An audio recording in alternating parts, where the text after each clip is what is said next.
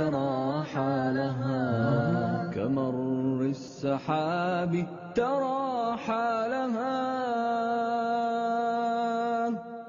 وتنفطر الأرض من نفخة هنالك تخرج أثقالها ولا بد من سائل قائل من الناس يومئذ ما لها من الناس يومئذ ما لها من الناس يومئذ ما لها تحدث أخبارها ربها وربك لا شك أوحى لها ويصدر كل إلى موت.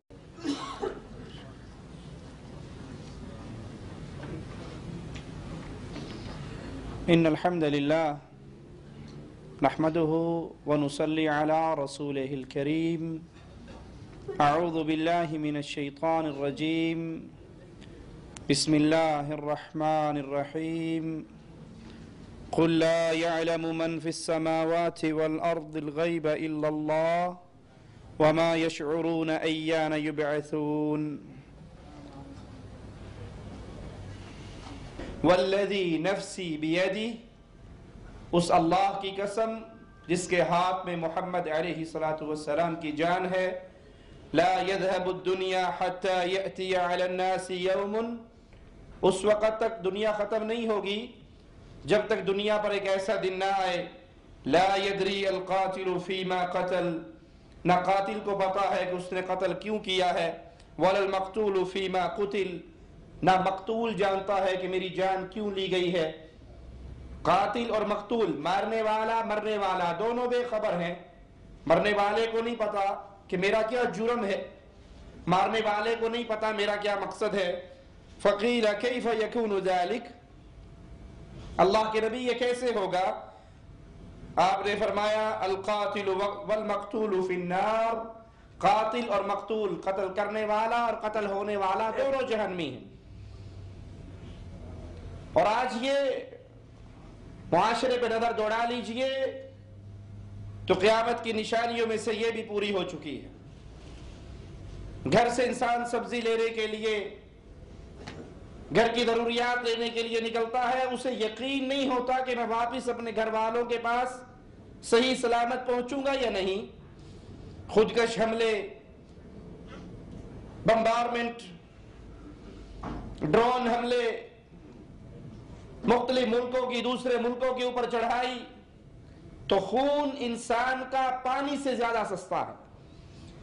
ایک انسان سائیکل میں بم فٹ کر کے چلا جاتا ہے، گاڑی میں بم فٹ کر کے چلا جاتا ہے، اب اس کی دشمنی کسی اور سے ہے، مقصد کسی ایک دشمن کو مارنا ہے، لیکن جس مارکیٹ میں، جس بازار کے اندر وہ یہ اسلحہ، یہ بارود چھپا کر جاتا ہے، اس کے ساتھ سینکڑوں لوگ اور مر جاتے ہیں. نہ مارنے والے کو پتا ہے میں نے کیوں مارے ہیں، نہ مرنے والوں کو پتا ہے ہم کیوں مرے ہیں. یہ اندھا قتل ہے. اور اس کی خبر امام الانبیاء، امام کائنات محمد کریم صلی اللہ علیہ وسلم نے ہمیں دی کہ قیامت اس وقت تک قائم نہیں ہوگی جب تک یہ صورتحال نہ ہو، یہ شدید قتل نہ ہو. اللہ سے ڈریے اپنے ہاتھوں میں اسلحہ اٹھانے والوں. انسان کا خون بہت قیمتی ہے. شریعت اسلامیہ تو یہ بھی اجازت نہیں دیتی کہ آپ اپنے ہاتھ میں قانون کو لیں. آپ کے سامنے کوئی چور چوری کر کے بھاگ رہا ہے، کہ آپ کو اسلام اجازت دیتا ہے کہ ہاتھ کاٹ دو؟ اسلام آپ کو اجازت نہیں دیتا. حدود کا قیام آپ کے ذمہ نہیں ہے، بلکہ حدود کا قیام مسلمان ریاست کے ذمہ ہے. اور آج تو فتویٰ دینے والے بھی، مارنے والے بھی، مرنے والے بھی جاہلوں کا ٹولہ ہے، جنہیں کوئی پٹی پڑھا دی جائے اور وہ فوراً اٹھ کر تیار ہو جاتے ہیں کہ بس یہ واجب القتل ہے اور یہ واجب القتل ہے اور اس کا خون لینا جائز ہے، اس کی گردن کاٹ دینا جائز ہے. یہ ہمارے باپوں کے خلاف بولتا ہے، یہ ہماری درگاہوں کے خلاف بولتا ہے، اس کی زبان سے ہمارے دھندے بند ہوتے ہیں، مار دو۔ اہل توحید پر یہ قتل کے فتوے دینے والے، اللہ کی توحید کے وعدے کو بلند کرنے والوں کو گستاخ رسول قرار دے کر قتل کرنے والے، نہ قتل کرنے والوں کو پتا، نہ ان کے پاس علم ہے، نہ ان کے پاس دلیل ہے۔ یہ قیامت کی نشانیوں میں سے ہے کہ اندھا قتل ہوگا، سینکڑوں کی تعداد کے اندر، ہزاروں کی تعداد کے اندر، لاکھوں کی تعداد کے اندر لوگ مریں گے۔ جاپان کے اوپر جب ایٹمی حملہ ہوا کتنے لوگ مرے؟ یہ دنیا کی مختلف جنگ انسانیت کے خلاف یہ جنگ، یہ اسلحہ جس سے انسان سیکنڈوں کے اندر لاکھوں ہزاروں لوگ مر جاتے ہیں، یہ ان نشانیوں میں سے ہے کہ اندھا قتل ہوگا، نہ قاتل کو پتا ہے نہ مقتول کو پتا ہے۔ اسی طرح قیامت کی نشانیوں میں سے ایک نشانی انسان کے دل سے امانت کا ختم ہو جانا۔ صحیح بخاری میں ہے، حذیفہ بن یمان رضی اللہ عنہ وارضاہ فرماتے ہیں رسول اللہ صلی اللہ علیہ وسلم نے فرمایا امانت لوگوں کے دلوں کی گہرائی میں اتری، پھر قرآن نازل ہوا تو لوگوں نے امانت کی اہمیت قرآن اور سنت کے ذریعے پہچانی، اور آپ نے فرمایا ایک وقت آئے گا، ایک دور آئے گا کہ جب امانت لوگوں کے دلوں سے نکال لی جائے گی۔ انسان سوئیں گے، صبح اٹھیں گے، ان کے دل سے امانت اٹھا لی جائے گی، ایک معمولی سا نشان ان کے دل میں رہے گا، وہ سوئیں گے، جب دوبارہ اٹھیں گے تو وہ نشان بھی اٹھا لیا جائے گا، اور بالکل ایک ایسا نشان رہ جائے گا جیسے دہتے ہوئے انگارے کو آپ اپنے پاؤں کے اوپر لڑکا دیں، اور اللہ کے نبی نے سمجھانے کے لیے ایک کنکر لیا، ایک پتھر لیا اور اپنے پاؤں پہ اسے گزار دیا، کہا اگر دہتا ہوا انگارہ پاؤں کے اوپر سے گزرے گا تو ایک چھالا پڑ جائے گا، جیسے چھالے کی جلد انتہائی کمزور ہوتی ہے، اتنا باریک سا نشان انسان کے دل کے اندر امانت کا باقی رہے گا۔ ایک وقت آئے گا لوگ خرید و فروخت کے لیے نکلیں گے، لیکن وہ حیران ہوں گے، پریشان ہوں گے، کس سے خریدیں، کس سے سودا لیں، انہیں کوئی امانت والا نظر نہیں آئے گا۔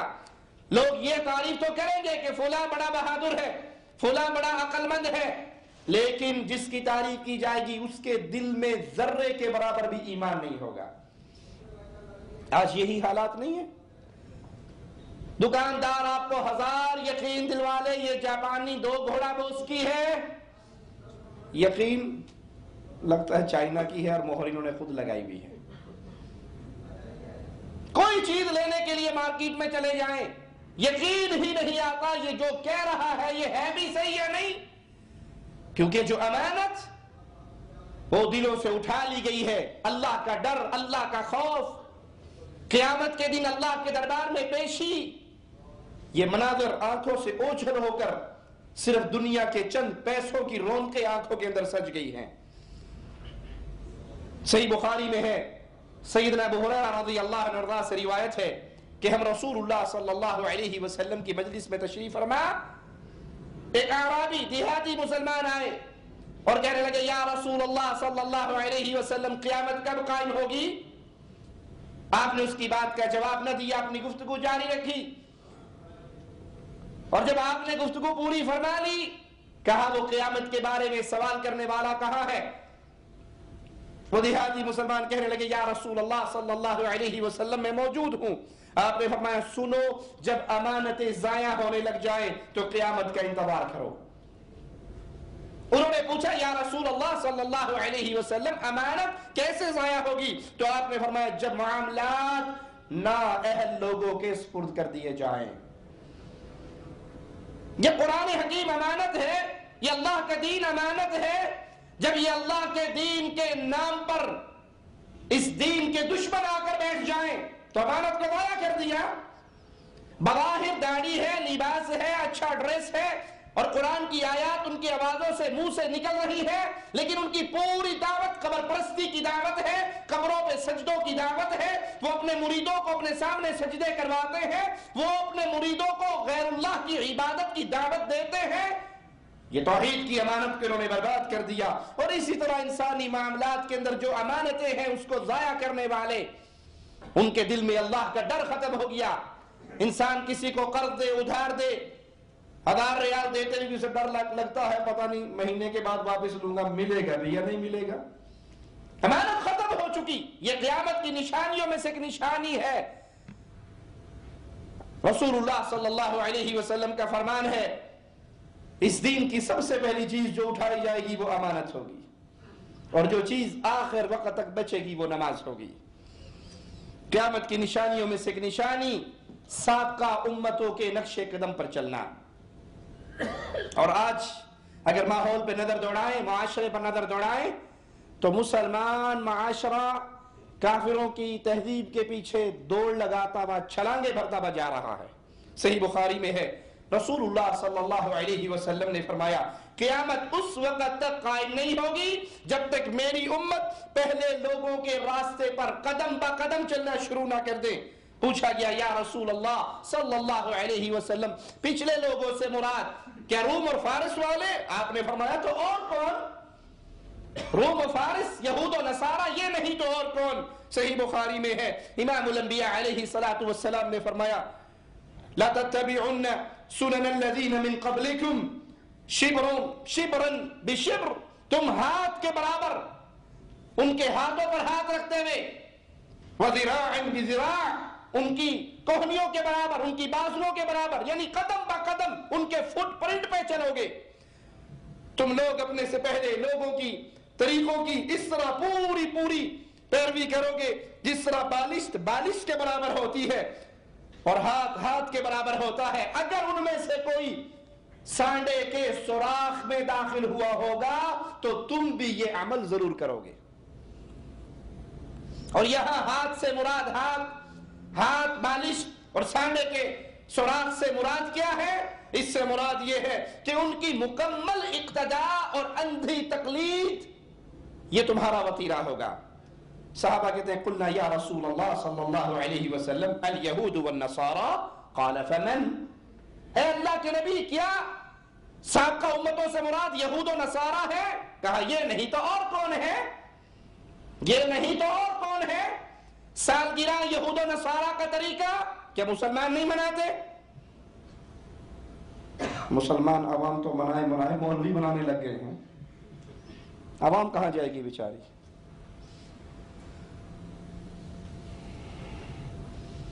کفار کے پروگراموں میں شامل ہونا، عوام کو تو ہم ڈراتے ہیں کہ نہ شامل ہو کرسمس میں، نہ شامل ہو دیوالی میں، لیکن اب تو اسلام کی طرف نسبت کرنے والی جماعتیں، ان کے بڑے اکابر، ان کے سربراہ کفار کے ان پروگراموں میں شامل ہوتے ہیں. لباس یہود و نصارہ جیسا، شکل یہود و نصارہ جیسی، عادات یہود و نصارہ جیسی. آگے سے دیکھو اچھا بھلا بھائی لگتا ہے، نظر گھما کے دیکھو پیچھے سے بہن لگتی ہے، پوری چٹیا کی ہوئی ہے، پونی کی ہوئی ہے، یہ مسلمان ہے. صبح واک کرنے کے لیے ایک یہودی بھی نکل رہا ہے اور اس کے ساتھ کتا ہے، اور یہ بھی نکل رہا ہے اس کے ساتھ کتا ہے. یہ کتوں سے محبت کرنے والی قوم یہ مسلمان قوم ہے. ساز، گانے، باجے، آلات موسیقی جہاں یہود و نصارہ کے گھر میں بج رہے ہیں وہاں مسلمان کے گھر میں بج رہے ہیں. مسلمان کی بچیاں بے پردہ بے حیا ہو کر گھر سے نکل رہی ہے، ایک یہودی کی اور ایک عیسائی کی بچی بھی بے پردہ اور بے حیا ہو کر گھر سے نکل رہی ہے. شراب کی محفلیں یہاں بھی جمی ہے تو یہاں بھی شراب کی محفلیں جمی ہوئی ہیں. یہود و نصارہ کی اقتداء دین کے معاملات کے اندر اور دنیا کے معاملات کے اندر. دینی معاملات بھی ان سے لیے جائیں گے ان کے طریقے پر، جس طرح انہوں نے اپنے انبیاء کو اٹھایا اور اللہ کا بیٹا قرار دیا، ہمارے بھی اللہ کے نبی کو اتنا بلند کریں گے کہ وہ اللہ کے نور کا ٹکڑا قرار دے دیں گے. آپ نے فرمایا جب تک تم پچھلی امتوں کے پیچھے نہ چلو گے قیامت قائم نہیں ہوگی.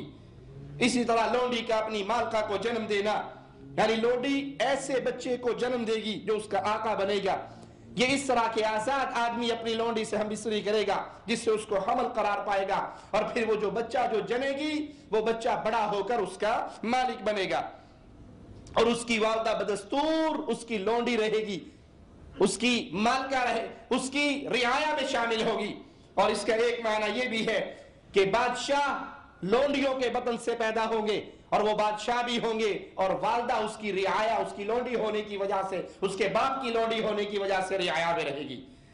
حدیث جبرائیل میں ہے کہ جب رسول اللہ صلی اللہ علیہ وسلم نے قیامت کی نشانیوں کا ذکر کیا تو آپ نے فرمایا کہ جب لونڈی اپنے مالک کو جنم دے تو یہ قیامت کی نشانیوں میں سے ہے، تب قیامت کا انتظار کرنا۔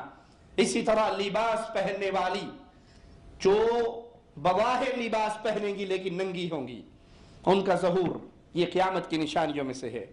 صحیح مسلم میں ہے، رسول اللہ صلی اللہ علیہ وسلم نے فرمایا 2 ایسے جہنمی گروہ ہیں جنہیں میں ابھی تک نہیں دیکھ سکا۔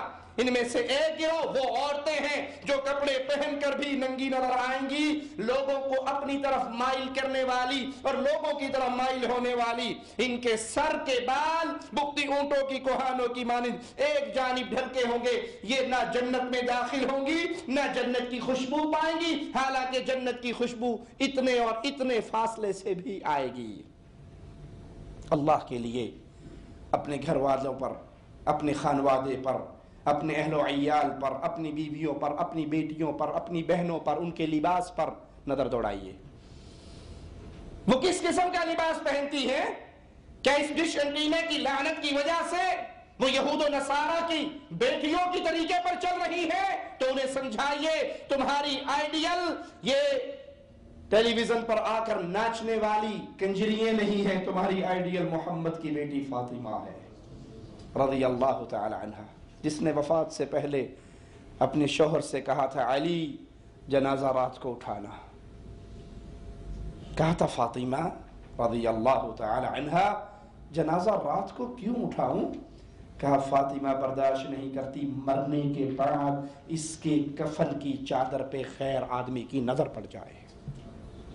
یہ تمہاری آئیڈیل ہے، یہ تمہاری بیٹیوں کی سردار ہے، یہ جنت کی عورتوں کی سردار ہے۔ اس کا منہج، اس کا راستہ، اس کا طریقہ، اس کی سیرت اپنی بیٹیوں کو سکھاؤ۔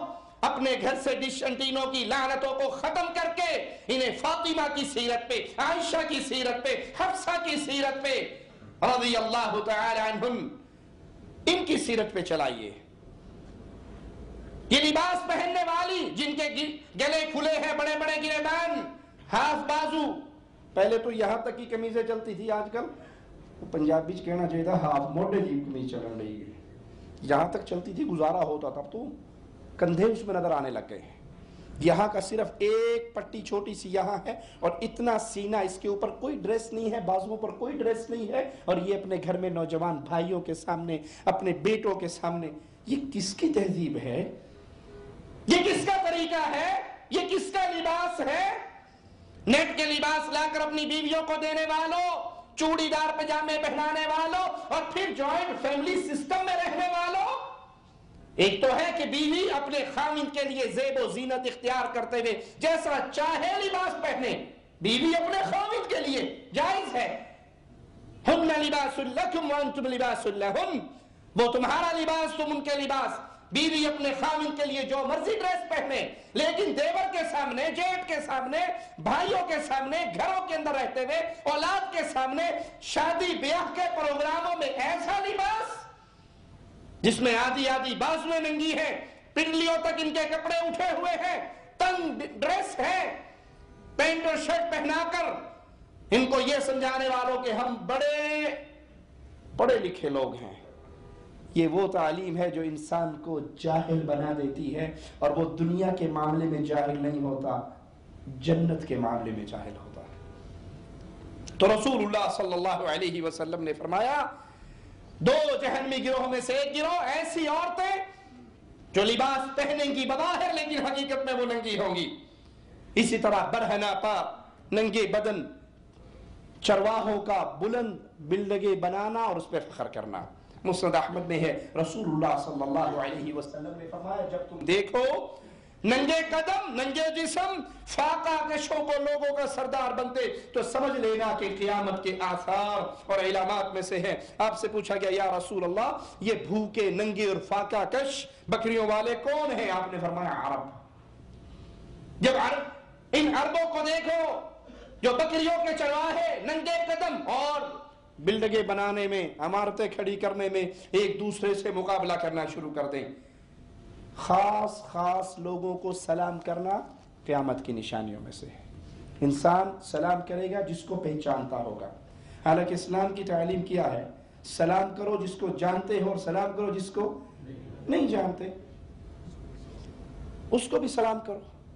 ہاں اس کو سلام نہیں کرنا جس کے مشرک ہونے کا کنفرم پتا ہو کہ یہ قبروں پہ سجدے کرتا ہے، یہ درگاہوں کا طواف کرتا ہے، یہ غیر اللہ کو پکارتا ہے، یہ غیر اللہ کے نام پہ ذبح کرتا ہے. جس کے مشرک ہونے کا، شرک اکبر میں مبتلا ہونے کا کنفرم علم ہو، اس کو سلام. لیکن جو باقی مسلمان ہیں، پہل کیجئے آپ جانتے ہیں یا وہ اجنبی ہے. عبداللہ ابن مسعود رضی اللہ عنہ سے ایک شخص ملاقات کرتا ہے اور کہتا ہے نام لے کر، ابن مسعود تم پر سلام ہو. ابن مسعود نے کہا اللہ اور اس کے رسول نے سچ فرمایا.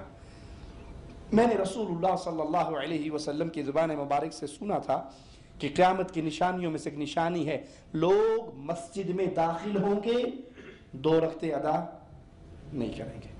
آج بھی اکثریت جاتی ہے نا مسجد میں اور وہ جا کر بیٹھ جاتی ہے، سنتیں ادا نہیں کرتی.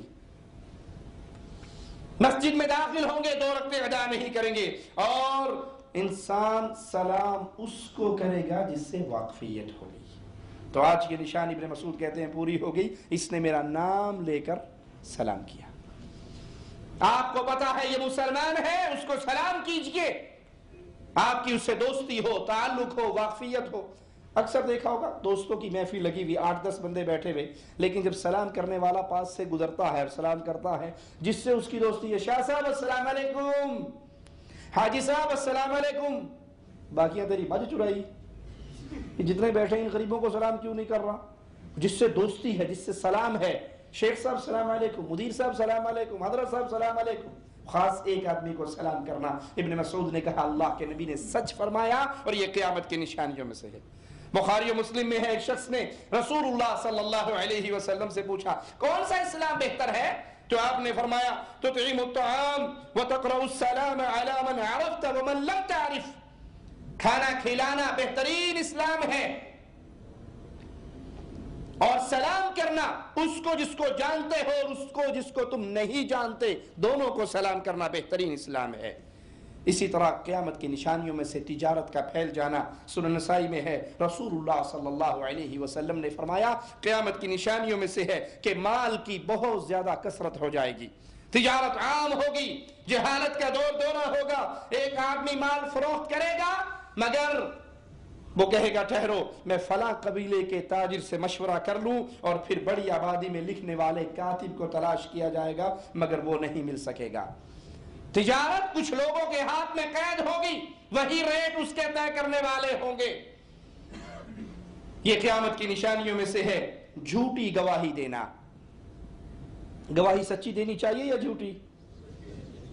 لیکن ہمارے یہاں کیا کہتے ہیں، ہم تو یاری کے پجاری ہیں، دوستی کے پجاری ہیں. اگر دوست کسی غلط کام میں پھنس گیا، چوری میں پھنس گیا، اب پنچایت کا ماجرا ہے اور گواہ کی ضرورت ہے، وہ کہتے ہیں لائیں جی گواہ پیش کریں کہ آپ نے چوری نہیں کی. تو دوسرے دوست سے کہتا ہے کہ تو چل اور قسم اٹھا دینا کہ میں نے چوری نہیں کی. حالانکہ نہ یہ اس موقع پر موجود تھا، نہ یہ جانتا ہے، نہ اس کو علم ہے. صرف دوستی نبھانے کے لیے، تعلق نبھانے کے لیے، قبیلے والے کو بچانے کے لیے، برادری والے کو بچانے کے لیے کہتا اللہ کی قسم جس وقت چوری ہوئی تھی، چوری لاہور میں ہوئی ہے، یہ بندہ تو فیصل آباد میں میرے گھر میں بیٹھا ہوا تھا، اس نے تو چوری کی نہیں. اب یہ جھوٹی قسم اٹھا رہا ہے. کیوں؟ میرا دوست بچ جائے، میرا کزن بچ جائے، میرا بھائی بچ جائے، میرے قبیلے والا بچ جائے. ہماری دوستی اگر میں نہیں اٹھاؤں گا تو یہ ناراض ہو جائے گا. تم یہ سوچتے ہو کہ اگر میں نے جھوٹی قسم اور گواہی نہ دی تو یہ ناراض ہو جائے گا. کبھی یہ نہیں سوچا کہ جھوٹی قسم دے دی تو رب ناراض ہو جائے گا. یہ قیامت کی نشانیوں میں سے ہے.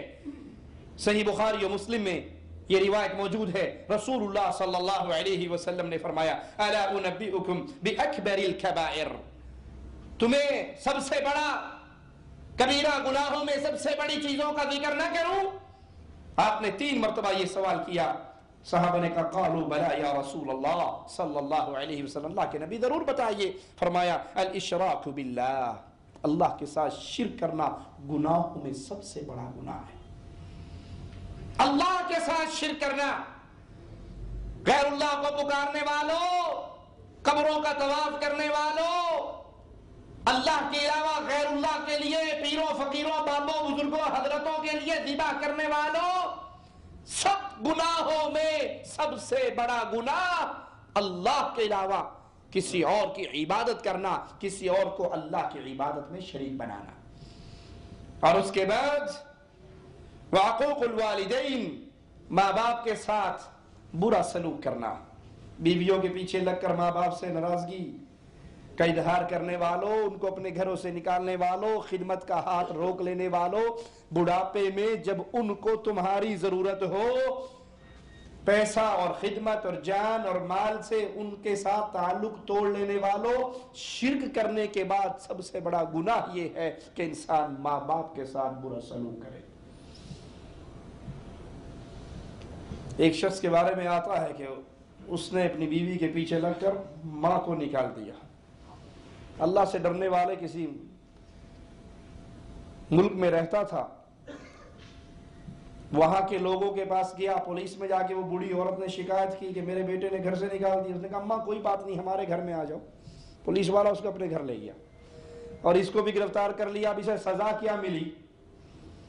سزا ملی کہ اس کے پیٹ کے اوپر گھڑا، سمجھتے ہیں پانی والا، دیہاتوں میں گھڑا ہوتا ہے پانی کا، مٹکا جسے کہتے ہیں، اس میں وہ گھڑا لے کر اس کے پیٹ پہ رکھ کے اس آدمی کے اور رسی مار دی کہ 9 مہینے تک یہ گھڑا نہیں کھولنا۔ وہ 9 گھنٹے کے بعد آ گیا کہ ماں مجھے معاف کر دے، چل میرے گھر۔ تجھے یہ احساس نہیں ہے کہ 9 مہینے تیری ماں نے تجھے کیسے اپنے پیٹ میں اٹھایا ہے، اور آج بیویوں کے پیچھے لگ کر تم ماں کو گھروں سے نکال دو۔ شرک کرنے کے بعد والا جرم جو بیان کیا گیا وہ ماں باپ کے ساتھ برا سلوک۔ اور اللہ کے نبی صلی اللہ علیہ وسلم ٹیک لگا کر بیٹھے ہوئے تھے، آپ ٹیک چھوڑ کر سیدھے ہو کر بیٹھ گئے اور فرمایا الا وقول الزور، خبردار جھوٹی گواہی، جھوٹی بات، جھوٹی گواہی اور جھوٹی بات۔ صحیح بخاری میں ہے، رسول اللہ صلی اللہ علیہ وسلم نے فرمایا جو شخص جھوٹی قسم کے ذریعے کسی مسلمان بھائی کا مال ہڑپ کر لے، جھوٹی قسم کھا کر مسلمان کا حق مار لے، مسلمان کا مال کھا لے، وہ سگے بھائی کا کھائے، پڑوسی کا کھائے، کسی مسلمان کا مال کھائے اور اس پر جھوٹی قسم اٹھا دے کہ یہ مال واقعی میرا ہے۔ 2 صحابہ آئے تھے نا اللہ کے نبی صلی اللہ علیہ وسلم کے پاس ایک مسئلے میں اختلاف کرتے ہوئے، ایک کی کا دعویٰ تھا یہ میرا ہے، دوسرے کا دعویٰ تھا یہ میرا ہے۔ رسول اللہ صلی اللہ علیہ وسلم نے دونوں کی گفتگو سننے سے پہلے کہا سنو، ہو سکتا ہے ایک شخص زیادہ سمجھانے کا ملکہ رکھتا ہو اور وہ اپنی بات کو اچھے طریقے سے بیان کرے اور میں اس کی بات سن کر اس کے حق میں فیصلہ دے دوں، اور دوسرا اپنے موقف کو صحیح طور پہ بیان نہ کر سکے اور مال اس کا ہو لیکن میں دوسرے کی بات دلیل سن کے اس کا قائل ہو کر اس کو دے دوں، تو یاد رکھنا جو مال لے کر جا رہا ہے کسی مسلمان بھائی کا، وہ مال نہیں لے جا رہا، جہنم کی آگ لے جا رہا ہے۔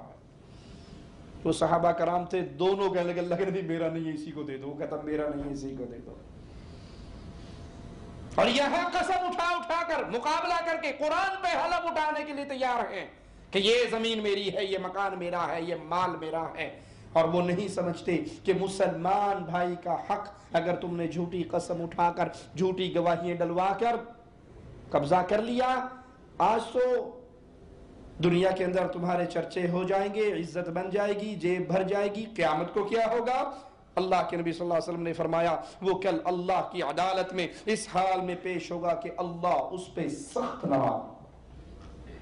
اپنی بہنوں کا حق مارنے والوں، رشتہ داروں کا حق مارنے والوں، یتیم بھتیجوں بھانجوں کا حق مارنے والوں، اگر کسی مسلمان کا حق جھوٹی قسم اٹھا کر تم نے دبا لیا، اللہ کے دربار میں ایسے پیش ہوگے کہ اللہ تم سے ناراض ہوگا۔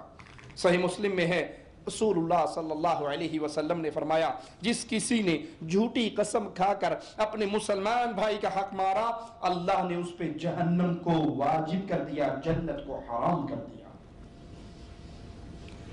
جھوٹی قسمیں کھا کر اگر پوری دنیا کی بادشاہت بھی مل جائے تو امام الانبیاء علیہ السلام کا فرمان سننا، جنت میں ایک بالشت کتنی؟ ایک بالشت، یا ایک روایت میں ایک درہ، ایک کوڑا رکھنے کی جگہ دنیا اور دنیا میں جو کچھ ہے سب سے زیادہ قیمتی ہے۔ اگر پوری دنیا بھی آپ کو جھوٹی قسم کھا کر مل جائے تو کتنے بڑے خسارے کا سودا ہوگا۔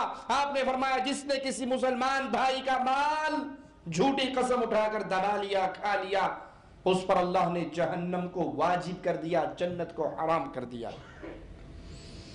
صحابہ کہتے ہیں یا رسول اللہ صلی اللہ علیہ وسلم اگرچہ کوئی معمولی سی چیز ہو، کوئی معمولی سی چیز ہو، بڑی چیز نہیں، آپ نے فرمایا اگر پیلو کی ایک مسواک بھی کسی مسلمان بھائی کی جھوٹی قسم اٹھا کر دبا لی تو یہی گناہ ہے۔ سچی گواہی کو چھپانا بھی قیامت کی نشانیوں میں سے ایک نشانی ہے، اور یہ بیماری عام ہو چکی ہے۔ آپ جانتے ہیں یہ مظلوم ہے لیکن مظلوم کا ساتھ دینے کے لیے تیار نہیں ہوتے۔ آپ کو حق کا علم ہے لیکن اس حق کی گواہی کو پہنچانے کے لیے، اس کا حق ادا کرنے کے لیے تیار نہیں ہوتے۔ اسی طرح جہالت کا ہر طرف پھیل جانا یہ قیامت کی نشانیوں میں سے ہے۔ صحیح بخاری میں ہے، رسول اللہ صلی اللہ علیہ وسلم نے فرمایا قیامت سے پہلے کچھ ایسے ایام آئیں گے، کچھ ایسا دور آئے گا، وقت آئے گا کہ علم اٹھا لیا جائے گا اور جہالت ہر طرف پھیل جائے گی۔ علم کو اٹھا لیا جائے گا، قرآن و حدیث سے تعلق جوڑنے والے ختم، قلیل ہو جائیں گے، اور پھر راج جاہلوں کا ہوگا۔ اور ایک روایت میں ہے کہ وہ جہالت کی بنیاد پہ فتوے دیں گے، خود بھی گمراہ ہوں گے اور جو ان کے فتووں پر چلے گا وہ بھی گمراہ ہوگا۔ رسول اللہ صلی اللہ علیہ وسلم نے فرمایا اللہ تعالی ہر اکھڑ مزاج، سخت طبیعت، گلیوں بازاروں میں شور کرنے والا، راتوں کو مرداروں کی طرح سونے والا، دن میں گدھے کی طرح دنیا کے کاموں میں مگن رہنے والا، دنیا کے امور سے ساری واقفیت رکھنے والا، آخرت کے امور سے نا واقف رہنے والے جاہل شخص کو اللہ ناپسند کرتا ہے۔ آج کتنی اکثریت ہے جن کی حالت کھانا پینا، بچے پیدا کرنا، سو جانا، گھر کی ضرورتیں اٹھا کر گھر میں لے آنا، اس کے علاوہ کوئی اور کام ہے؟ کہ مولوی صاحب تسی ویلے ہوندے ہو نمازاں پڑھتے رہا کرو، ساڈے کو تو ٹائم ہی نہیں ہوندا۔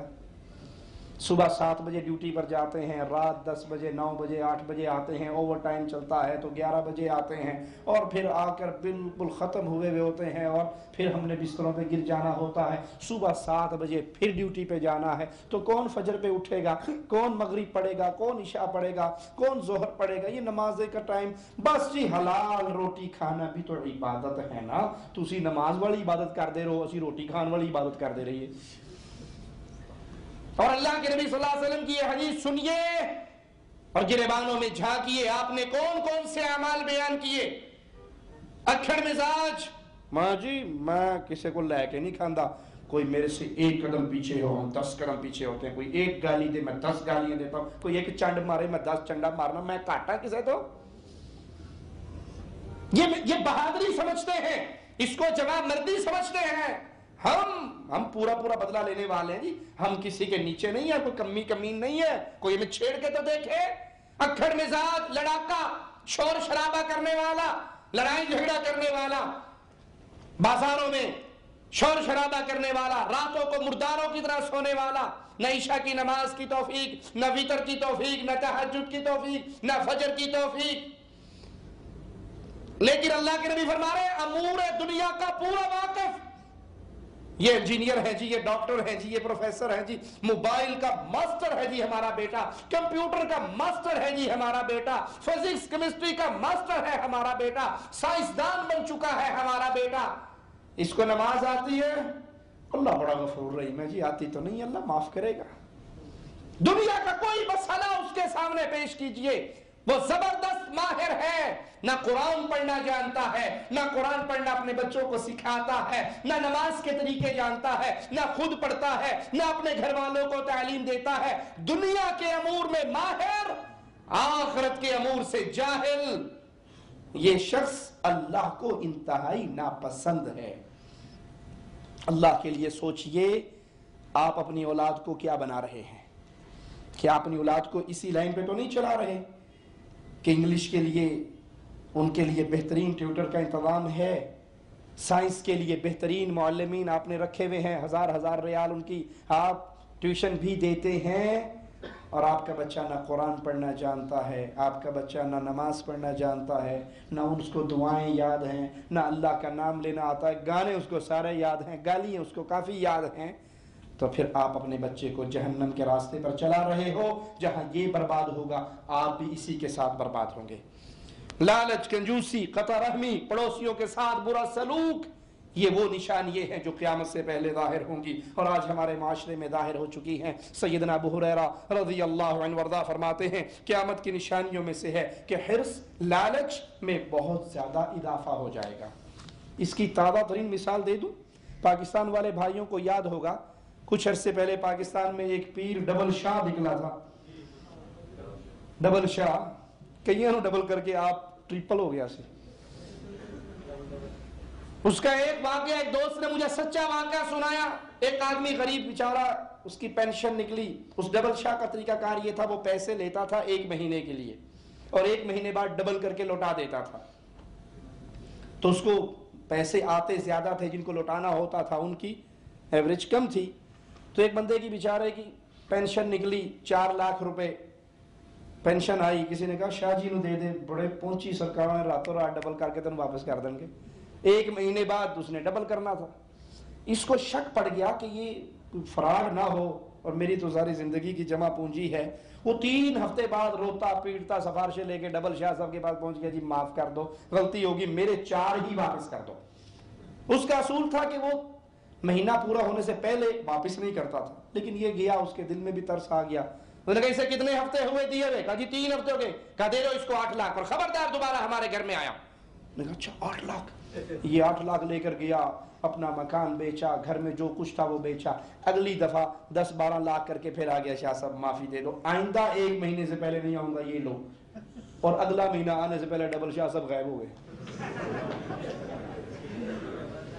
یہ لالچ، یہ حرص، یہ کنجوسی، یہ انسان کو برباد کر دیتی ہے، اور قیامت کی نشانیوں میں سے یہ نشانی ہے۔ رسول اللہ صلی اللہ علیہ وسلم کا فرمان صحیح بخاری میں موجود ہے، آپ نے فرمایا زمانہ قریب تر ہو جائے گا، عمل کم ہو جائے گا، اور کنجوسی اور حرص کا دور دورہ ہوگا، قتل و غارت گری میں بہت زیادہ اضافہ ہو جائے گا۔ مسند احمد میں ہے، امام الانبیاء علیہ السلام نے فرمایا قیامت اس وقت تک قائم نہ ہوگی جب تک بد کلامی، بے حیائی، قطع رحمی، پڑوسی سے برا سلوک ظاہر نہ ہو جائے۔ ذرا دوڑائیے اپنے معاشرے کے اندر نظر، کیا یہ ساری بیماریاں ہمارے معاشرے میں آ نہیں چکی ہیں؟ اور کبھی مسلمان معاشرے کا حال کیا تھا؟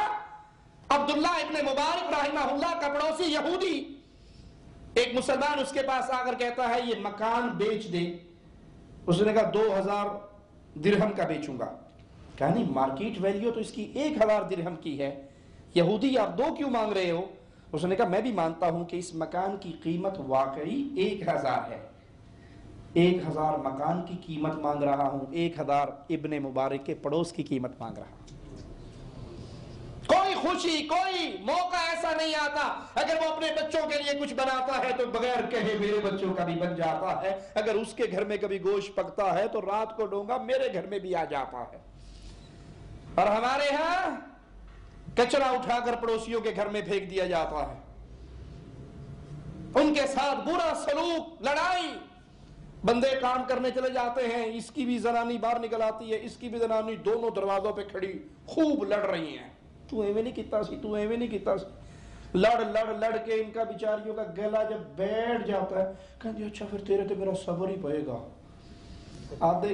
8 گھنٹوں سے اس کو گالیاں دے رہی ہے، اور جب گالی دینے کی طاقت نہ رہی، کہتے پھر میں صبر ہی کرنی، تیرے تو صبر پائے گا۔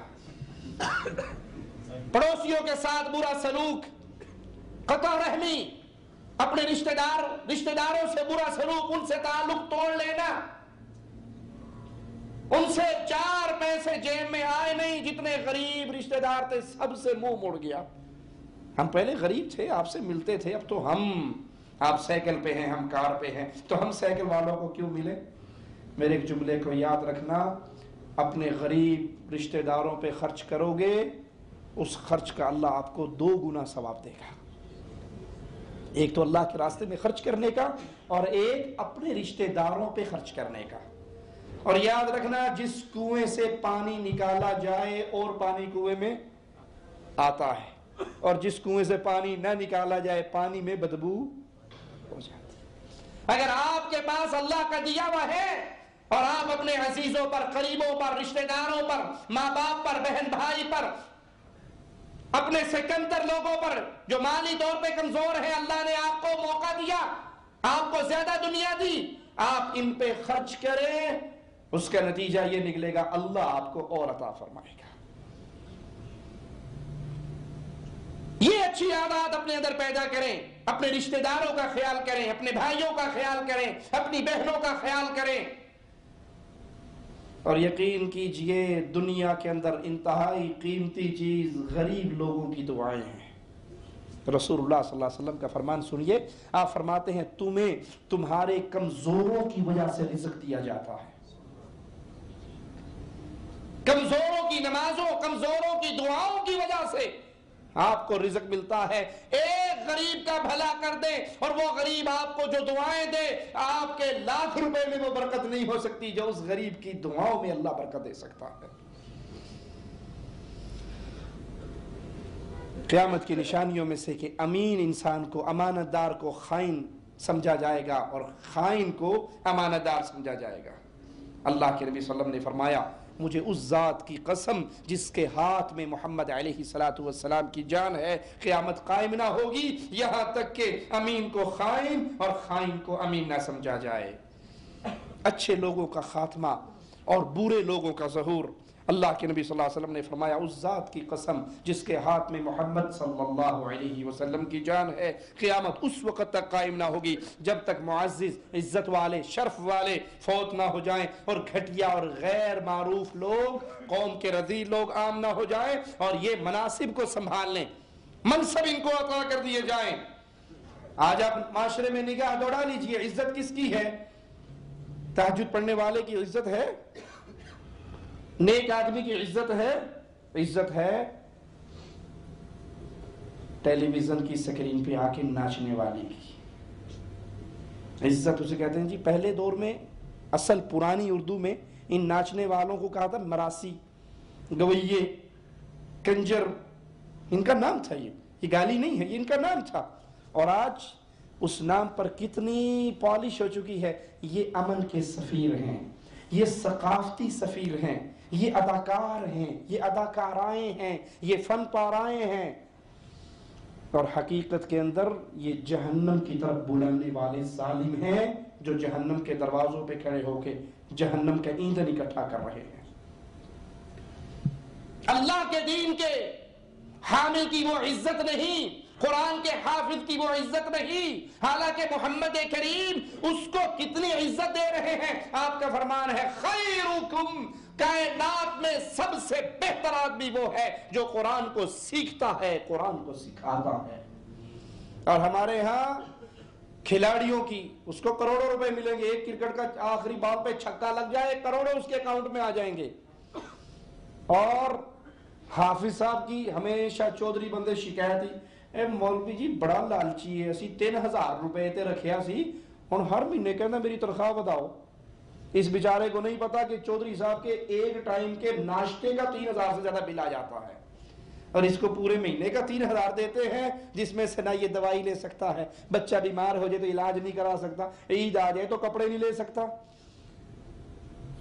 یہ قیامت کی نشانیوں میں سے ہے کہ رذیل قوم کے لوگ، گھٹیا لوگ، وہ بڑے بڑے منصبوں پر، عہدوں پر آ جائیں گے، اور جو عزت والے ہیں وہ ختم ہو جائیں گے. مال کے حلال اور حرام کی پرواہ لوگوں کے دلوں سے ختم ہو جائے گی.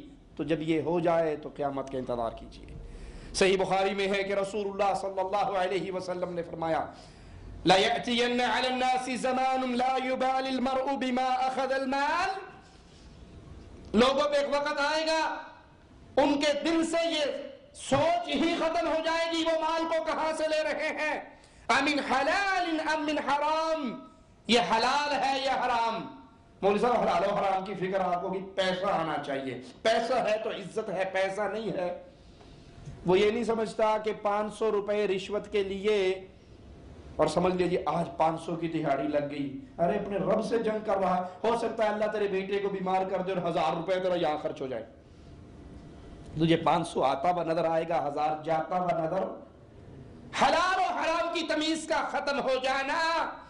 جاب ملنی چاہیے جی، نوکری ملنی چاہیے، وہ بینک میں مل جائے، وہ سودی کاروبار میں مل جائے، وہ شراب بیچنے کی دکان پہ سیل مینی مل جائے، اچھی بھلی دکان چل رہی ہے، رزق اچھا اللہ نے لگایا ہوا ہے، شیطان پٹی پڑھاتا ہے تمہارا جنرل سٹور ہے بڑا اچھا چل رہا ہے، لیکن ابھی بھی بہت سارے گاہک ایسے ہیں جو صرف نسوار، سگریٹ اور بیڑی نہ ہونے کی وجہ سے تمہاری دکان پہ نہیں آتے، اور ساتھ والی دکان پہ اس لیے گاہک جاتا ہے کہ وہ چینی وہاں سے لیتا ہے جہاں سے سگریٹ بھی مل جائے، تو سگریٹ بھی رکھ لو۔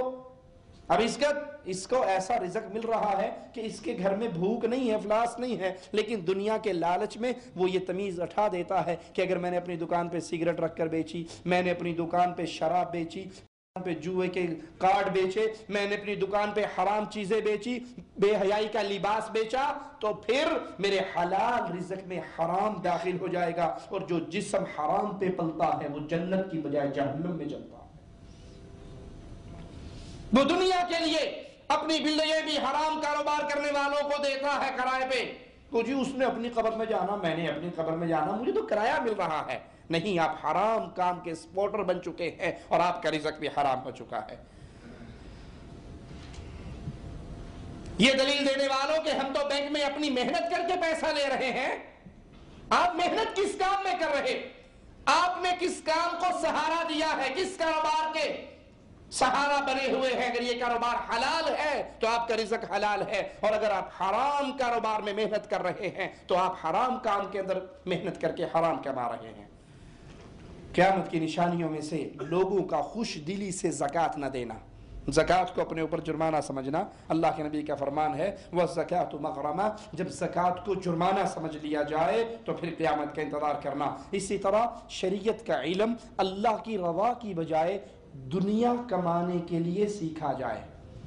ہمارے ہاں اگر اول تو توفیق ہی نہیں ہوتی کہ بچوں کو قرآن حفظ کرا دیا جائے، اچھا بچہ، ذہین بچہ، تیز سرار بچہ، جس کو بچپن میں ہی ماں باپ دیکھ لیتے ہیں کہ اس کی عقل ماشاءاللہ، اس کی ذہانت بڑی اچھی، اس کے لیے دنیا کی تعلیم شروع سے اعلیٰ دلوائی جاتی ہے، اور اللہ سب کو صحت والی، زندگی والی، ایمان والی اولاد عطا فرمائے۔ اگر معذور بچہ پیدا ہو جائے، اندھا پیدا ہو جائے، لنگڑا لنگا پیدا ہو جائے، تو ماں کہتا ہے یہ تو اندھا پیدا ہو گیا، انہوں مسیطے پا چھڑو، حافظ بن جائے گا، اور کوئی نہیں، دال روٹی تے کمائی رکھے گا۔ وہ قرآن اللہ کی رضا کے لیے نہیں، دال روٹی کے لیے، دین کا علم اللہ کی رضا کے لیے نہیں، اس اسلام کو آگے پھیلانے کے لیے نہیں، دال روٹی کے لیے کماتے ہیں، سیکھتے ہیں۔ تو جب اللہ کی شریعت کا علم اللہ کی رضا کے علاوہ کسی اور مقصد کے لیے سیکھا جائے تو یاد کر لیجئے یہ پھر قیامت کی قربت کا دور ہے۔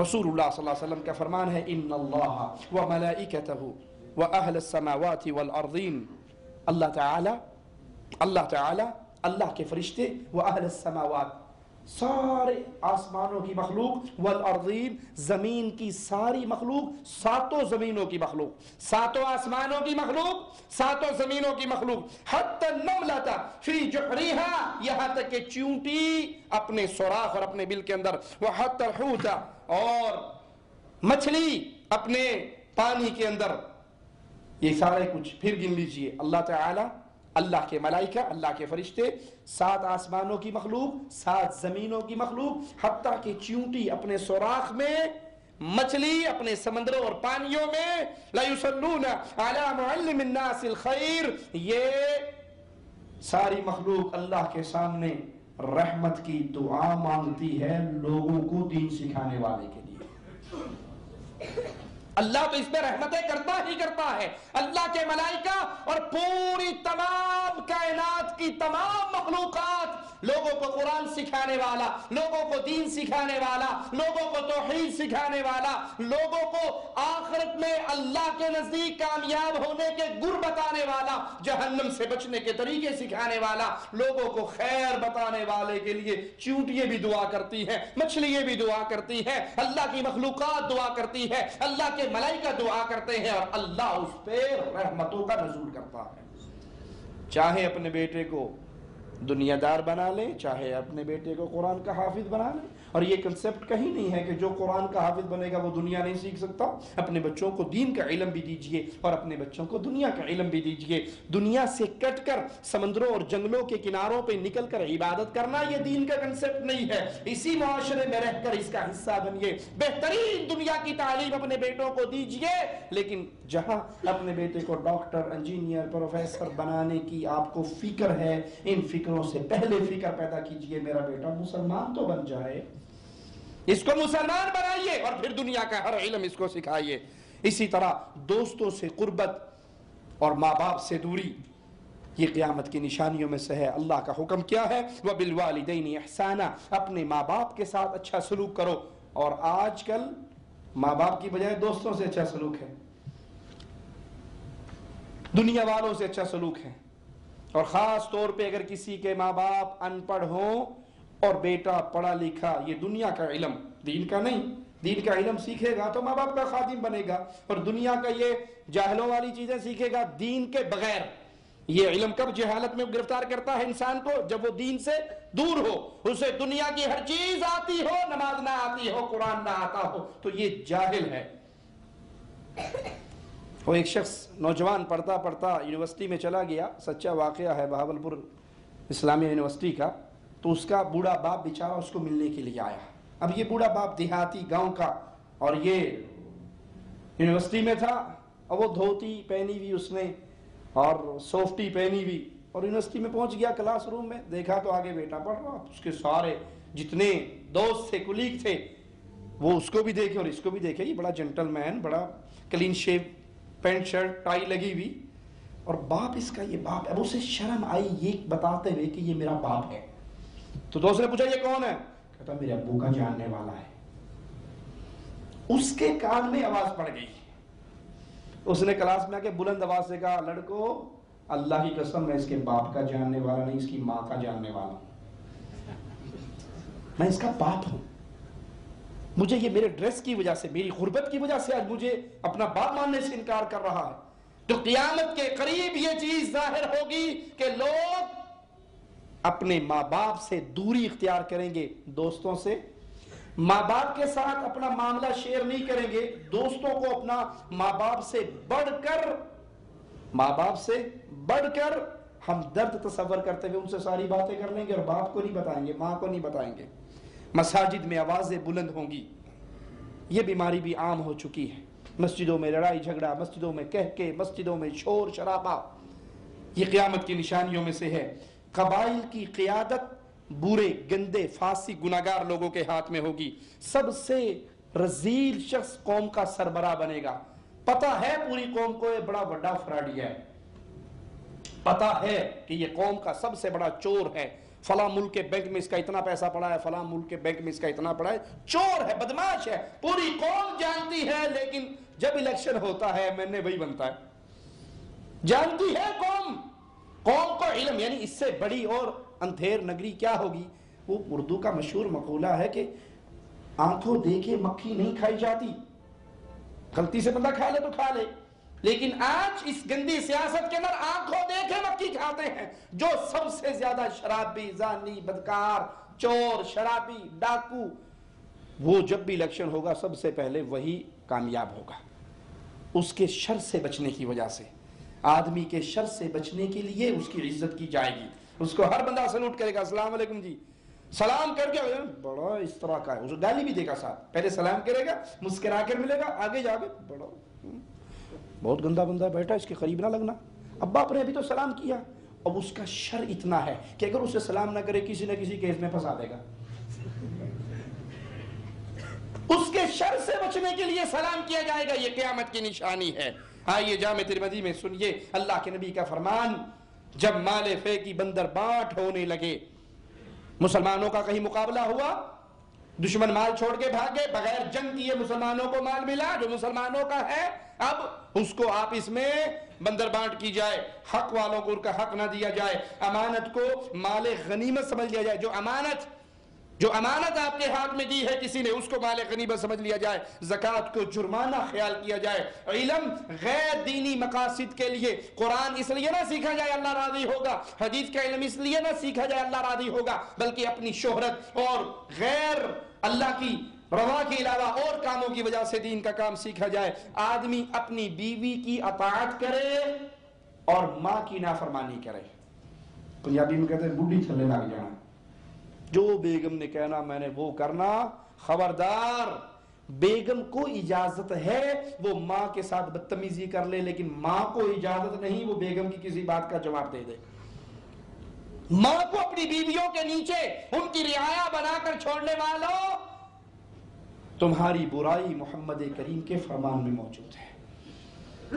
میرا ایک جملہ یاد رکھنا، ہائے ہائے، ایک نہیں 10 اور 20 بیویاں مل سکتی ہیں، ایک ماں اور نہیں مل سکتی۔ ایک بیوی مر جائے گی اللہ دوسری دے دے گا، طلاق ہو جائے گی تب اللہ دے دے گا، ماں کے مرنے پہ کوئی ماں مل جائے گی؟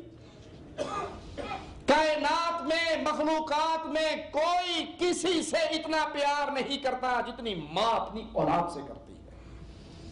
آپ نے دیکھا نہیں، بچہ بیمار ہو جائے ہر بندہ دعا کرتا ہے، بھائی دعا کرتا ہے، دوائی لاتا ہے، سب کچھ کرتا ہے، اور ماں دعائیں کرتی ہے، اللہ اللہ۔ اس کی دعا دیکھی، آخری دعا جب بالکل سمجھتی ہے کچھ نہیں ہونے والا، کہتی ہے اللہ اس کی جگہ مجھے مار لے، میرے بیٹے کو شفا دے دے۔ یہ بیوی کہتی ہے، یہ بیوی کہتی ہے۔ تو یہ قیامت کی نشانیوں میں سے ہے کہ ماں کی نافرمانی ہوگی اور بیوی کی اطاعت ہوگی۔ دوستوں کو انسان قریب کرے گا، اپنے باپ کو دور کرے گا، مساجد میں آوازیں بلند ہوگی، فاسق فاجر شخص قبیلے کا سربراہ ہوگا، گھٹیا ترین انسان قوم کا سردار بنے گا۔ آدمی کی عزت اس کے شر سے بچنے کے لیے کی جائے گی۔ ناچنے والیاں، گانے والیاں، آلات موسیقی عام ہو جائیں گے، موبائل کے اندر بھی گانے، گھر کے اوپر ڈور پہ جو بیل لگی ہے اس میں بھی ساز، ہر چیز میں گانے۔ آپ چلے جائیے مارکیٹ میں کھلونے لینے کے لیے، مسلمان بچہ اپنے بچے کو مسلمان رکھنے کے لیے اسلامی قوانین کے مطابق شاید اس کو 1000 میں سے 5 کھلونے بھی نہ ملے۔ جس کھلونے میں سیل ہوگا اس کو آن کریں، ساز شروع ہو جائے گا، گانے شروع ہو جائیں گے۔ یہ آلات موسیقی کا عام ہو جانا، گانے والیوں کا عام ہو جانا، شراب کا پیا جانا، اور امت کے آخری دور کے لوگ امت کے پہلے لوگوں پر لعنت کریں گے۔ سن لیجئے جا کے اپنے اپنے ملکوں کے اندر، آج کل کے لوگ کیا صحابہ کرام پہ لعنتیں نہیں کرتے؟ کیا اللہ کے اولیاء کو گالیاں نہیں دیتے؟ کیا ابو بکر، عمر، عثمان، علی، طلحہ، زبیر، حفصہ، عائشہ رضوان اللہ علیہم اجمعین ان کو گالیاں نہیں دی جاتی؟ امت کے پچھلے، بعد میں آنے والے، پہلے گزر جانے والوں پر لعنت کریں گے۔ اللہ کے نبی نے فرمایا جب یہ ساری چیزیں ہو جائیں تو اس وقت پھر لوگوں سرخ تیز ہواؤں کا، زلزلوں کا، زمین میں دھسنے کا، شکلیں مسخ ہونے کا، آسمان سے پتھر برسنے کا اور ایسی ہی نشانیوں کا انتظار کرنا۔ آج زلزلے عام ہیں، زلزلے کا بھی غم ختم نہیں ہوا، سیلاب آ گئے، اندھیریے آ گئی، طوفان آ گئے، فصلیں برباد، زمینیں برباد، ہزاروں لوگ مر گئے۔ کیوں؟ میرے نبی علیہ الصلوۃ والسلام نے یہ باتیں بتائی تھی۔ اور آج وہ کون سی بستی ہے جہاں پر ناچنے والی، گانے والی، آلات موسیقی، بے حیائی، بدکاری کے ساز و سامان موجود نہ ہو؟ لوگ اس کو فیشن سمجھنے لگے، لوگ اس کو معاشرے میں اچھا مقام پانے کے لیے سمجھنے لگے۔ گھر میں ڈش ہوگا تو ہمارا سٹیٹس ہائی ہوگا، اور گھر میں ٹی وی نہیں ہے کہیں گے تو یتیم جے لوگ نے، مسکین نے، گھر میں ٹی وی بھی نہیں ہے، ان سے غریب اور کون ہوگا؟ زنا، ریشم، شراب اور آلات موسیقی کو حلال سمجھنا۔ جب لوگ زنا کو حلال سمجھیں، ریشم کو حلال سمجھیں، آلات موسیقی کو حلال سمجھیں، تو پھر یہ قیامت کی نشانیوں میں سے ہے۔ صحیح بخاری میں ہے، اللہ کے نبی نے فرمایا میری امت میں کچھ ایسے لوگ ہوں گے جو زنا کو، ریشم کو، شراب کو، آلات موسیقی کو حلال جانیں گے، اور کچھ لوگ اپنی بکریوں کو لے کر کسی بڑے پہاڑ کے دامن میں تھوڑی دیر آرام کرنے کے لیے جائیں گے۔ اسی دوران ایک سوال کرنے والا سوالی حاجت مند آئے گا، ان سے اللہ کے نام پہ کچھ مانگے گا، وہ کہیں گے آج نہیں کل آنا، اور پھر اچانک اللہ کی طرف سے ان پہ عذاب آ جائے گا، اللہ اس پہاڑ کو ان کے اوپر گرا دے گا، کچھ ہلاک ہو جائیں گے، کچھ ان میں سے بچ جائیں گے، جو بچیں گے اللہ انہیں قیامت تک کے لیے خنزیر بنا دے گا، بندر بنا دے گا۔ یہ ساز کو حلال، ریشم کو حلال، زنا کو حلال سمجھنے والے ان کے دو مطلب ہیں۔ پہلی بات، کسی کا یہ عقیدہ ہو کہ شراب حرام نہیں ہے، جیسے قوالوں نے یاد کروا دیا ہے، علی الاعلان لوگ کہتے ہیں میں شرابی ہوں لیکن تھوڑی سی پیتا ہوں، جن کا یہ عقیدہ ہو کہ شراب حلال ہے، زنا حلال ہے، ریشم حلال ہے، یا اس کا عقیدہ نہیں ہے لیکن اس کثرت سے معاشرے کے اندر زنا، شراب، ریشم کا استعمال، آلات موسیقی کا استعمال ہو رہا ہے، اس کثرت سے استعمال ہو رہا ہے کہ جو ان کو حرام کہیں لوگ اس کو حیران ہو کر دیکھتے ہیں۔ آج کہہ دو نا یہ گانے حرام ہیں، کہتے ہیں مولوی صاحب نوی گل کی تھی، یہ گانے بھی حرام ہیں۔ آپ نہیں سمجھتے، گانے تو روح کی غذا ہوتے ہیں۔ مولوی بھی فتوے دے رہے ہیں گانوں کے حلال ہونے پر، مولویوں کی تقریریں آ رہی ہیں اور اس سے پہلے میوزک بجتا ہے، پھر مولوی صاحب آ جاتے ہیں۔ الٹا کام ہے، مولوی صاحب کی تقریر سے پہلے میوزک ہے۔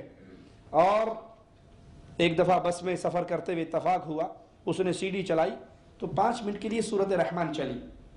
اسلام آباد سے میں لاہور جا رہا، بڑے خوش ہیں ماشاءاللہ، سورۃ رحمان ترجمے کے ساتھ آ رہی۔ 5 منٹ کے بعد سورۃ رحمان ختم ہو گئی، انڈین فلم شروع ہو گئی۔ فلموں سے پہلے قرآن کی آیات، نعت، اور مولوی کی تقریروں سے پہلے ساز، گانے۔ اتنی کثرت سے یہ چیز معاشرے میں پھیل جائے گی کہ تصور ختم ہو جائے گا کہ یہ حرام ہے، بلکہ لوگ اس کو حلال سمجھنے لگ جائیں گے۔ اور اگر کوئی اس کو حرام کہے گا تو لوگ عجیب نظروں سے اس کو دیکھیں گے۔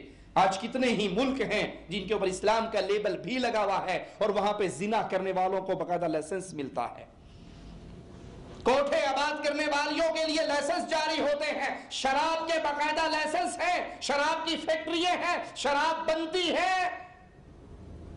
شراب پینے والے، شراب بیچنے والے، زانیہ، کوٹھے والیاں لائسنس لینے کے بعد ٹیکس ادا کر کے باعزت شہری کا مقام پا چکی ہے۔ اگر کوئی اٹھ کر کہے یہ شراب بیچ رہا ہے، یہ شراب پی رہا ہے، یہ زنا کر رہی ہے، یہ زنا کروا رہی ہے، یہ حرام ہے، جواب ملے گا یہ ملک کے کھاتے میں باقاعدہ ٹیکس ادا کرتی ہیں اپنی حلال پاکیزہ کمائی سے، یہ باعزت شہری ہیں۔ اگر آپ ان کے کاروبار میں رکاوٹ ڈالو گے تو آپ دہشت گرد قرار پاؤ گے۔ باقاعدہ شراب کی فیکٹری ہیں جو ٹیکس ادا کرتی ہیں، باقاعدہ کوٹھوں والیوں کے لیے لائسنس ہے، ان کے پاس سرٹیفکیٹ، اجازت نامے ہیں کہ جو چاہے ہم کریں۔ آج گانا بجانا اتنا عام ہو چکا ہے کہ شاید ہی کوئی مسلمان گھر ہو ہزاروں میں کوئی ایک جس کے گھر کے اندر ساز کی لعنت نہ پہنچ چکی ہو۔ اور قرآن ہمیں آواز دے رہا ہے وَمِنَ النَّاسِ مَن يَشْتَرِي لَهْوَ الْحَدِيثِ لِيُضِلَّ عَن سَبِيلِ اللَّهِ وَمِنَ النَّاسِ لوگوں میں سے وہ مَن يَشْتَرِي لَهْوَ الْحَدِيثِ جو لہو الحدیث خریدتا ہے۔ اور ابن مسعود رضی اللہ عنہ وارضا اس لہو الحدیث کے الفاظ کے بعد قسم اٹھا کر کہتے ہیں اللہ کی قسم اس سے مراد آلات موسیقی ہیں، آلات موسیقی ہیں، آلات موسیقی ہیں۔ لیضل عن سبیل اللہ، تاکہ وہ لوگوں کو اللہ کی راہ سے روکے، بغیر علم، بغیر علم کے، وَيَتَّخِذَهَا هُزُوًا، اور اس کو ہنسی بنائیں۔ اولئک لہم عذاب مہین، یہی وہ لوگ ہیں جن کے لیے دردناک عذاب ہے، رسوا کر دیا جانے والا عذاب ہے۔ تو اللہ کے لیے یہ جو چیزیں بیان ہوئی ہیں، سب سے پہلے آپ پر اور مجھ پر فرض ہے ہم اپنی جان کی فکر کریں، اپنے گھر کی فکر کریں، اپنی جان، اپنے گھر، اپنے عزیز رشتہ دار قریبی، ان کی فکر کرنے کے بعد اپنے معاشرے کی فکر کریں، اپنی قوم کی فکر کریں۔